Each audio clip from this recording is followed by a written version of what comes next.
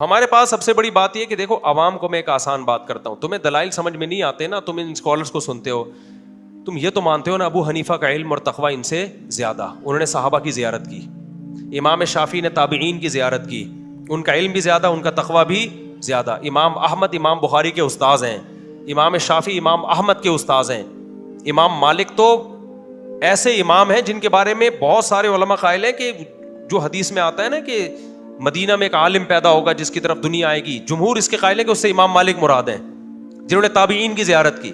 اتنے بڑے بڑے اسکالرز جن کو 99% دنیا نے فالو کیا ہے. تو میں صرف عوام سے پوچھتا ہوں, ان کی عقل قرآن و حدیث کو سمجھنے میں زیادہ ہے یا آج کل کے اسکالرز کی؟ لوگ فوراً کہتے ہیں ہم کسی امام کو نہیں مانیں گے, ہم حدیث کو فالو کریں گے. بھائی آپ امام کو حدیث کے مقابلے میں نہ لے کر آؤ, یہ گڑبڑ کر, یہ لفاظی ہے. ہم کہتے ہیں حدیث کی ایک ایکسپلینیشن ہے, ایک ایکسپلینیشن غامدی صاحب کر رہے ہیں, ایک فلاں پروفیسر کر رہا ہے, ایک فلاں شخص کر رہا ہے, ایک فلاں مولانا کر رہا ہے, اور ایک ایکسپلینیشن ہے جو چاروں اماموں نے کی ہے بالاتفاق.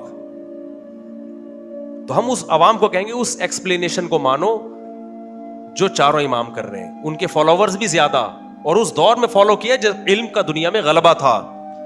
آج کل کے اسکالرز کو فالو نہ کرو. عبداللہ بن مسعود کہتے ہیں من کان منکم مستنن فلیستن بمن قد مات فإن الحی لا یؤمن علیہ الفتنہ, کہ جو جس نے فالو کرنا ہے نا پہلے گزرے ہوئے لوگوں کو فالو کرے, وہ آج کل کے اسکالرز کو فالو نہ کرے. یہ عبداللہ بن مسعود کا قول ہے, کیونکہ آج کل کے لوگوں کے بارے میں فتنے کا خوف زیادہ ہے, ان کے بارے میں زیادہ ہے کہ وہ کسی فتنے میں مبتلا ہوں گے. تو عبداللہ بن مسعود اپنے بارے میں کہہ رہے ہیں, تو آپ آج کل کے دور کے اسکالرز کو کیسے ان پر یعنی ان کے برابر لا سکتے ہو؟ سمجھتا ہے کہ نہیں سمجھتا ہے؟ تو آپ کہہ سکتے ہو پھر ہم چاروں اماموں کو کیوں فالو کریں, ہم ان سے بھی پہلے لوگوں کو فالو کریں. ان چاروں اماموں نے اپنے سے پہلے لوگوں ہی کو فالو کر کے فقہ کو مرتب کیا, کوئی نئی چیز مارکیٹ میں یہ لوگ نہیں لے کر آئے ہیں. ان چاروں نے عبداللہ بن مسعود کے اس قول پر عمل کیا ہے, سمجھ رہے ہو کہ نہیں, انہوں نے مرتب کیا ہے فقہ کو. تو یہ بات 20 دفعہ بتائی جا چکی ہے, کھوپڑی شریف میں آتی نہیں ہے. آپ اگر اسلام پہ باقی رہنا چاہتے ہو نا, آپ کے پاس ان چار اماموں کے علاوہ کوئی راستہ نہیں ہے, ورنہ ایک ایسے جنگل ہے نا, ہر آدمی ہر اسکالر قرآن و سنت کے نام پہ کوئی گدھے کو حلال کرے گا, کوئی کتے کو حلال کرے گا, کوئی جناب آگے جا کے 3 طلاقوں کو ایک کہے گا, کوئی کہے گا 3 ایک بھی نہیں ہوتی, کوئی کہے گا طلاق سرے سے ہے ہی نہیں, کوئی کہے گا خلا کا عورت کو ہر وقت اختیار ہے, جیسے مرد دے سکتا ہے عورت بھی دے سکتی ہے, کوئی کہے گا یتیم پوتے کی بھی اسلام میں میراث ہے. ہوا ہے نا ایوب خان کے دور میں مذہبی اسکالر آئے تھے, انہوں نے کہا کہ بیٹا مر گیا, آپ کا سگا بیٹا موجود ہے, تو وہ جو پوتا ہے اس کو بھی وراثت ملے گی. تو بہت کچھ اجماع کے خلاف. پھر کچھ اسکالر ایسے بھی آئیں گے جو کہیں گے عورت صفا مروا میں دوڑے گی. ناصر البانی نے فتویٰ دیا کہ عورت دوڑے گی صفا مروا میں, انہوں نے کہا حدیث دکھاؤ کہ کہاں لکھا ہے کہ نہیں دوڑے گی. ہم کہتے ہیں چاروں اماموں کا فیصلہ نہیں دوڑے گی, امت اسی پہ آ رہی, کہہ رہے ہیں بھائی 4 امام کیا ہوتے ہیں, حدیث دکھاؤ. تو 4 اماموں نے دیکھا اجماع ہے کہ عورت, کسی کو بھی دیکھا صحابہ تابعین میں کوئی نہیں دوڑ رہی, انہوں نے فتویٰ دے دیا نہیں دوڑے گی, چاہے کوئی حدیث نہیں بھی ہو. انہوں نے کہا یہ اجماع کافی ہے. البانی رحمہ اللہ نے کیا کہا, بھائی حدیث تو نہیں ہے, تو ان کا فتویٰ ہے باقاعدہ کہ عورت کیا کرے گی صفا مروا میں, دوڑے گی.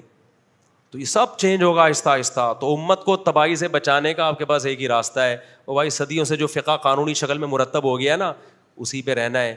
دائیں بائیں گئے تو بے لگام اونٹ.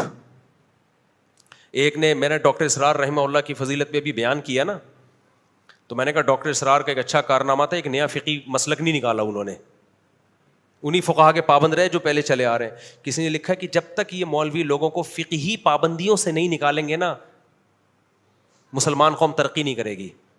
بعض لیبل بڑے اچھے ہوتے ہیں, یعنی فقہی پابندیوں سے نکال کے قرآن و سنت پہ نہیں لائے گی, ڈائریکٹ لیبل اچھا ہے, لیکن اس کا اصل میں مطلب پتہ ہے کہ اس کو یوں کہنا چاہیے, جب تک مولوی لوگ لوگوں کو بے لگام اونٹ کی طرح نہیں بنائیں گے نا کہ جو چاہے قرآن و حدیث کی اپنی طرف سے جو چاہے تشریح کرے, جب تک امت ایسی بے لگام اونٹ نہیں بنے گی اس وقت تک ہم ترقی نہیں کریں گے. تو آپ بے لگام اونٹ بنا رہے ہو لوگوں کو. جو اٹھتا ہے قرآن و سنت کے نام پہ کوئی بھی مارکیٹ میں فتویٰ لے آتا ہے, اسے کہا جائے کوئی ریفرنس دو, کس فقی کا یہ فتویٰ, کہہ رہے ہیں فقہ شقہ کو نہیں ہم مانتے, فقہ شقہ کو نہیں, ہم فقہ کو نہیں مانتے. تو اس کا مطلب سارے گھاس کھا رہے تھے, اب آپ مارکیٹ میں آئے ہیں. تو ایسا نہیں ہوتا میرے بھائی, یہ امت گمراہی پہ حدیث میں آتا ہے جمع نہیں ہوتی, اور ایک دفعہ نہیں صدیوں تک گمراہی پہ جمع ہو گئی. میری کھوپڑی اس بات کو کائنڈلی نہیں مانتی.